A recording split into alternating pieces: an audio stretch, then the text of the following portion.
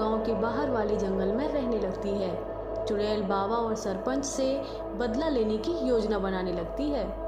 इस बाबा और सरपंच ने मेरे घर को जला दिया। मैं इन दोनों को नहीं छोड़ूंगी। इन दोनों से बदला लेकर रहूंगी। बस अब यही सोचना है कि बदला कैसे लिया जाए, क्योंकि बाबा के पास चुड़ैलों को मारने की शक्तियां हैं। लेकिन मैं भी इच्छाधारी चुड़ैल हूँ। मैं कुछ ऐसा ही करूंगी जैसा कि बाबा ने अपने सपने में भी नहीं सोचा होगा। चुड़ैल अपनी शक्तियों का उपयोग करके अपना रूप बदलकर एक सुंदर लड़की के रूप में आ जाती है। अब देखती हूँ मैं उस बाबा को, लेकिन सबसे पहले तो मैं उस सरपंच को जान से मारूंगी। उसके बाद एक एक करके बाबा को और सबसे आखिर में इन गांव में रहने वाले आदमियों को खत्म करूंगी। इस गांव पर केवल मेरा राज होगा। हा हा हा हा। चुड़ैल लड़की बनकर गांव में पहुंच जाती है और सरपंच के घर में ही किराए पर रहने लगती है। अरे बहन, ये लड़की कौन है जो गांव में आकर अकेली रहने लगी है?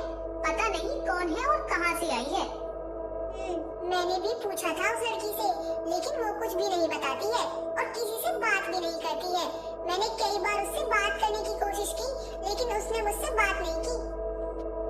चुड़ैल कुछ दिन वहां रहती है और फिर अपना रूप बदलकर रात में सरपंच को मारने के लिए उसके घर पहुंच जाती है। अरे ओ सरपंच, उठ, तेरी मौत तेरे सामने खड़ी है।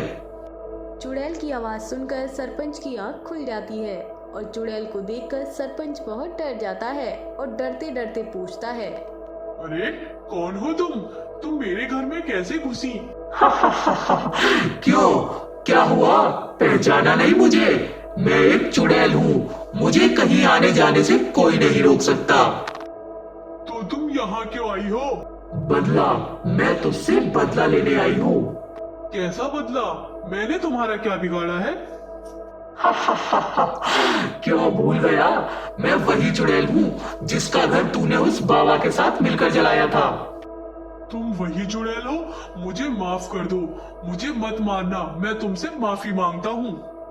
ये तो तुझे जब सोचना चाहिए था, जब तूने उस बाबा के साथ मिलकर मेरे घर को जलाया था। इतना कहकर चुड़ैल सरपंच को जान से मार देती है और वहां से अपने घर पहुंच जाती है और अपना रूप बदलकर सो जाती है।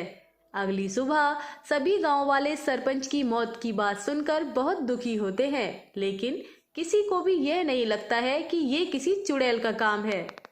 आज तो मुझे किसी को मारकर खाना होगा, क्योंकि आज बहुत भूख लगी है। और रात होते ही चुड़ैल अपने शिकार की खोज में घर से निकल जाती है कि तभी उसे रामू अपने खेत से वापस आता हुआ नजर आता है। अरे वाह, गांव में रहने का तो बहुत फायदा है। कोई ना कोई रोज खाने के लिए मिल ही जाएगा। इतना सोचकर चुड़ैल रामू के पास पहुंच जाती है। चुड़ैल को देखकर रामू बहुत डर जाता है। चुड़ैल, चुड़ैल, चुड़ैल, चुड़ैल। रामू को चिल्लाता देख चुड़ैल रामू को जान से मार देती है और रामू को खा जाती है।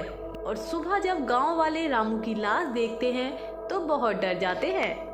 ये उस चुड़ैल का काम है जो सालों पहले बरगद के पेड़ पर रहा करती थी और हम गांव वालों ने उस पेड़ को जलाकर उस चुड़ैल को वहां से भगाया था और अब ये अपना बदला लेने आई है।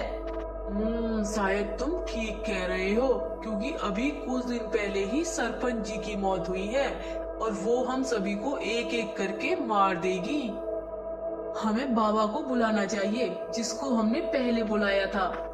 गांव वालों की भीड़ में ही चुड़ैल भी खड़ी होती है और बाबा को बुलाने की बात सुनकर बहुत खुश हो जाती है और बाबा को मारने की योजना बनाने लगती है। गांव वाले बाबा के पास पहुंच जाते हैं। बाबा, आपने जिस चुड़ैल को पहले भगाया था वो चुड़ैल दोबारा आ गई है और गांव वालों को एक एक करके मार रही है। कोई बात नहीं, इस बार उस चुड़ैल को मुक्ति दे दूंगा, फिर वो कभी वापस नहीं आएगी। बाबा गांव वालों के साथ जब गांव आ रहे होते हैं कि वहां रास्ते में चुड़ैल नागिन बनकर बाबा का इंतजार करने लगती है और जब बाबा उस रास्ते से गुजरता है तो वो नागिन बाबा को डस लेती है और बाबा की वहीं मौत हो जाती है और नागिन अपना रूप बदलकर चुड़ैल बन जाती है और गांव को छोड़कर हमेशा के लिए चली जाती है।